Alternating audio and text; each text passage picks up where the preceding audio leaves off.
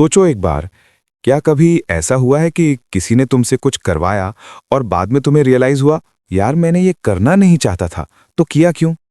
या किसी ने तुम्हें इतना गिल्टी फील कराया कि तुम अपनी गलती नहीं थी फिर भी सॉरी बोल दिए?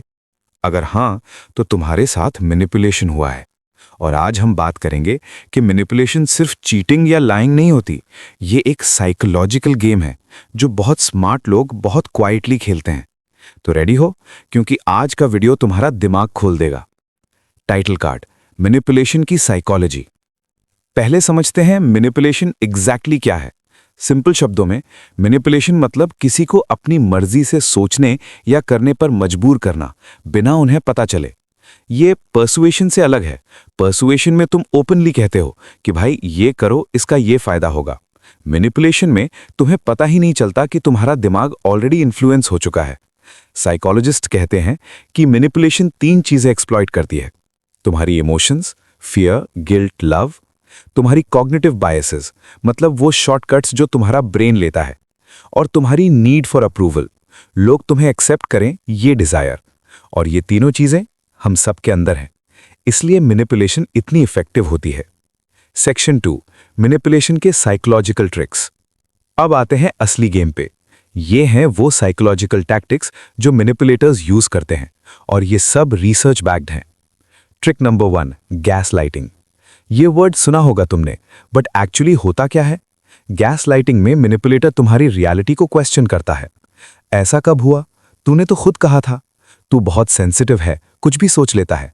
ये तेरे दिमाग का वहम है। इतना पावरफुल क्यों है?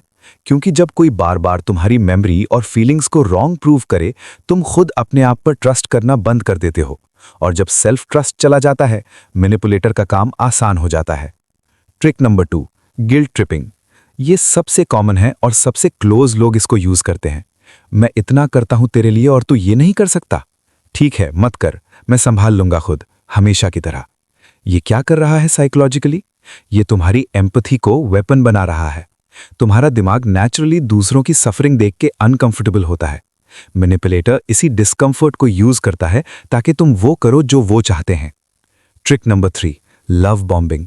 ये रोमांटिक रिलेशनशिप्स में ज्यादा होता है।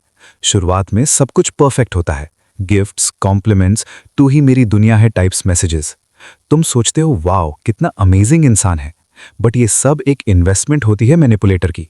जब वो ज्यादा चाहेगा तुमसे, तुम्हारा दिमाग ऑटोमेटिकली सोचेगा, इतना किया है उन्होंने मेरे लिए तो मैं कैसे मना करूं। इस साइकोलॉजी का नाम है रेसिप्रोसिटी बायस, यानी जब कोई हमें कुछ देता है, हम नेचुरली रिटर्न करना चाहते हैं।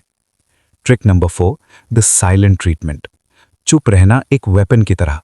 मैनिपुलेटर सडनली बात करना बंद कर देता है, इग्नोर करता है, कोल्ड हो जाता है, और तुम एंग्शियस हो जाते हो। तुम सोचने लगते हो मैंने क्या किया, कैसे ठीक करूं। ये फियर ऑफ अबैंडनमेंट एक्सप्लॉइट करता है। हमारा दिमाग सोशल रिजेक्शन को फिजिकली पेन जैसा फील करता है। रिसर्च में प्रूव हुआ है। इसलिए साइलेंट ट्रीटमेंट इतनी इफेक्टिवली काम करती है। Trick number 5, moving the goal posts. तुम कुछ करते हो, मैनिपुलेटर खुश नहीं होता। तुम और करते हो, फिर भी नहीं। स्टैंडर्ड हमेशा चेंज होता रहता है। इसका मकसद तुम्हें हमेशा इनएडिक्वेट फील कराना। जब तुम हमेशा खुद को नॉट इनफ समझो, तुम उन पे डिपेंडेंट हो जाते हो अप्रूवल के लिए। अब सवाल यह है कि हम इंटेलिजेंट लोग, पढ़े लिखे लोग फिर भी क्यों फंस जाते हैं? 3 रीजंस हैं। 1, इमोशनल हाईजैकिंग। जब इमोशंस स्ट्रांग होती हैं, फियर, लव, गिल्ट, हमारा pre frontal cortex, logical thinking वाला पार्ट स्लो हो जाता है, और एमिगडाला, इमोशनल रिएक्शन वाला पार्ट कंट्रोल ले लेता है। मतलब इंटेंस इमोशंस में हम लॉजिकली सोच ही नहीं पाते। नंबर 2, नॉर्मलिसी बायस। हम नेचुरली बिलीव करते हैं कि जो लोग हमारे क्लोज हैं वो हमें हर्ट नहीं करेंगे। इसलिए मैनिपुलेशन को रिकॉग्नाइज करना मुश्किल होता है, क्योंकि हम एक्सेप्ट ही नहीं करना चाहते कि कोई अपना ऐसा कर सकता है। Number 3, sunk cost fallacy. मैंने इतना टाइम, इतना प्यार, इतनी एनर्जी लगा दी, अब कैसे छोड़ दूं?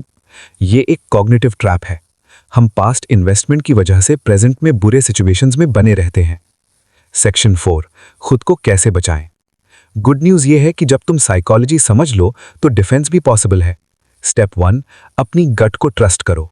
अगर कुछ रॉन्ग फील हो रहा है, वो फीलिंग रियल है। शायद मैं ही गलत हूं, ये थॉट मैनिपुलेटर्स प्लांट करते हैं। स्टेप 2, पॉज लो, रिएक्ट मत करो। मैनिपुलेशन तब काम करती है जब तुम इमीडिएटली रिएक्ट करो। कोई भी प्रेशर में डिसीजन मत लो, कहो मुझे सोचने दो। स्टेप 3, पैटर्न्स नोटिस करो। एक बार कुछ हो, मिस्टेक हो सकती है, बार बार हो, वो पैटर्न है। क्या ये चीजें रिपीट हो रही हैं? Guilt, silent treatment, goal post shifting. Step 4, boundary set करो और उन पर टिको। ये सबसे मुश्किल स्टेप है, क्योंकि मैनिपुलेटर्स बाउंड्रीज को डायरेक्टली अटैक करते हैं। बट याद रखो, जो लोग तुम्हारी बाउंड्रीज रिस्पेक्ट नहीं करते, वो तुम्हारी केयर नहीं करते। स्टेप 5, सपोर्ट लो। ट्रस्टेड दोस्त, फैमिली या थेरेपिस्ट से बात करो। मैनिपुलेटर्स चाहते हैं कि तुम आइसोलेटेड रहो। कनेक्शन ही तुम्हारा सबसे बड़ा प्रोटेक्शन है। आउटरो। तो यार, यही है मैनिपुलेशन की रियल साइकोलॉजी। ये कोई हॉरर मूवी विलन की बात नहीं, ये एवरीडे लाइफ में होता है, ऑफिसेज में, रिलेशनशिप्स में, फैमिलीज में। और सबसे इंपॉर्टेंट बात, मैनिपुलेट होना तुम्हारी वीकनेस नहीं है। ये सिर्फ इसका मतलब है कि तुम्हारे अंदर एम्पैथी है, लव है, ट्रस्ट करने की एबिलिटी है। मैनिपुलेटर्स इन्हीं चीजों को टारगेट करते हैं, क्योंकि ये क्वालिटीज पावरफुल होती हैं। बस अब तुम अवेयर हो, और अवेयरनेस ही सबसे पहला, सबसे जरूरी स्टेप है। अगर ये वीडियो हेल्पफुल लगी, लाइक करो, शेयर करो उन लोगों के साथ जिन्हें लगता है ये हेल्प करेगा। और कमेंट में बताओ, क्या तुमने कभी मैनिपुलेशन रिकॉग्नाइज किया अपनी लाइफ में? मैं पढ़ता हूं हर कमेंट। तब तक के लिए अपना ख्याल रखो।